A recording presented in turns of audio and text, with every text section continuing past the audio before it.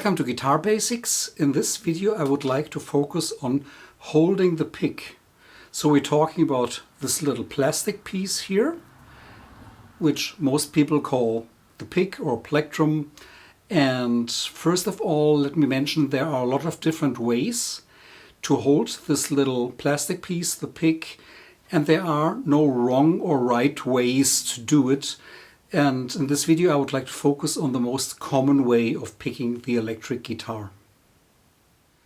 When you start playing guitar, you realize you need a pick to play guitar.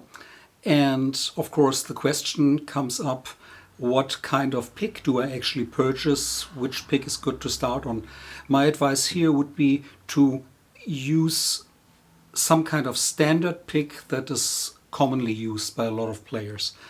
And in this video I'm using a Jim Dunlop pick that's a little bit less than 1 millimeter, and the material is nylon, but of course there are also a lot of manufacturers out there. In terms of shapes, I would advise to just start with one of these standard shapes. They look a little bit like a tear or a diamond, whatever you want to call that. How do I hold the pick? This is the thing where a lot of players have different opinions, and as I already mentioned, I'm focusing on the most common way of holding the pick. A very simple idea is to just pretend you're saying hello, stretch out your hand and then curve in your fingers and focus, of course, on your index finger. So your index finger is a little bit curved in, and then you're closing with your thumb, and that's where you actually hold the pick. That's the most common way that's used to hold the pick. This is a good way of holding your pick with your thumb and your index finger. Make sure your pick is describing a 90-degree angle here compared to your thumb. That way you should be able to actually pluck or pick the strings with a straight wrist. Some players also like to curve in their index finger a little bit more than others, but that's really strictly personal preference. Then you should be able to actually pluck the strings and have a straight underarm and wrist. That's really, really important, as you probably already saw in the little intro that I played. Let me do the notes of the C major scale in the first position on guitar with all notes played downstroke.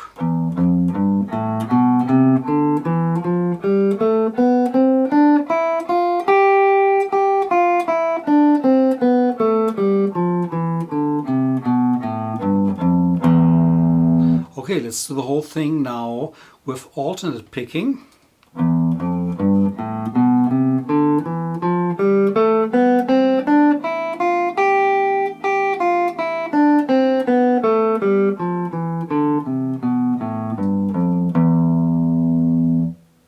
Let's do it a little bit faster, downstrokes only.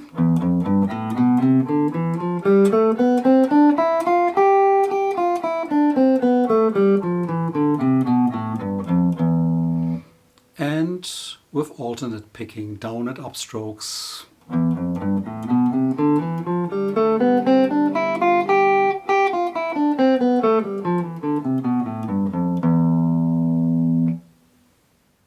When plucking a string with your pick, you should realize there are actually two axes. And one axis is what I would call the angle, the picking or plucking angle. This is one axis here. And the other axis is what I would call the rotation or a compass needle.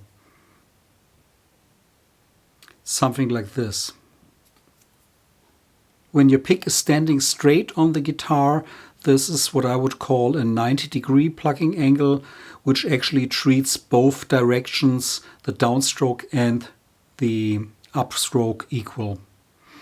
But for some styles, especially metal stuff, you reduce your plucking angle to maybe like 20, 30, 40%, something like this.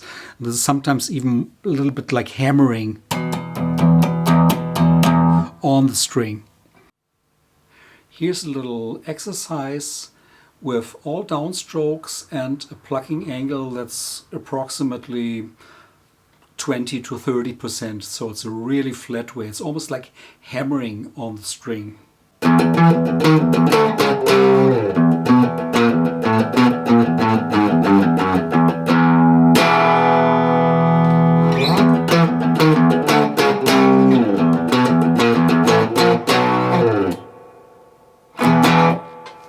In this little exercise, I'll play chords alternating with down and up strokes, and in order to do that, I should have a 90-degree plucking angle, meaning I don't emphasize any direction.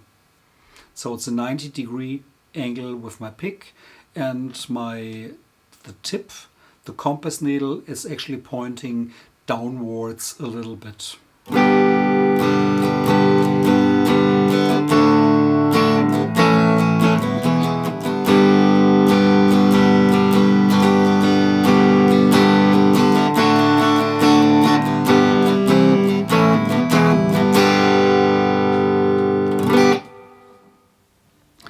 Okay, so this is your plucking angle, and the next axis is what I would call the rotation or compass needle.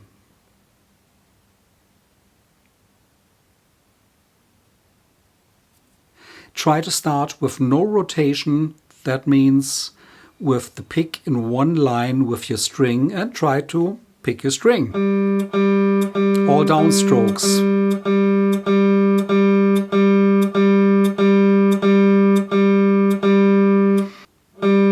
Pointing your compass needle downwards a bit usually gives you a better, stronger tone, and also makes it much easier to pass or slip your pick over the string. It's very simple. This line actually turns into a shape when you rotate your compass needle.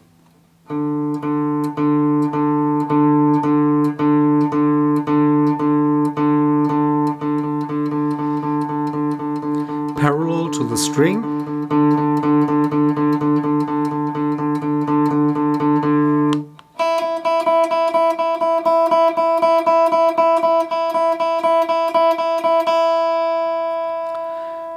For some styles like metal shredding, for example, it's really essential to rotate your compass needle.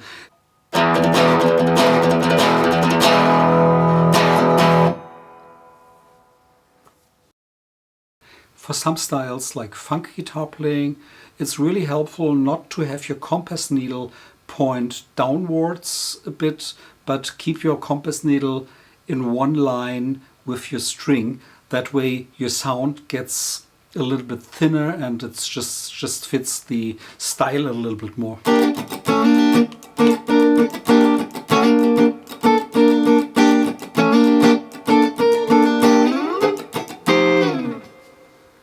Okay, let's now play an open G string with alternate picking. That means downstroke, upstroke, upstroke. I'll point my compass needle downwards a bit to make the slipping or passing over the string a little more easy and also to improve my tone.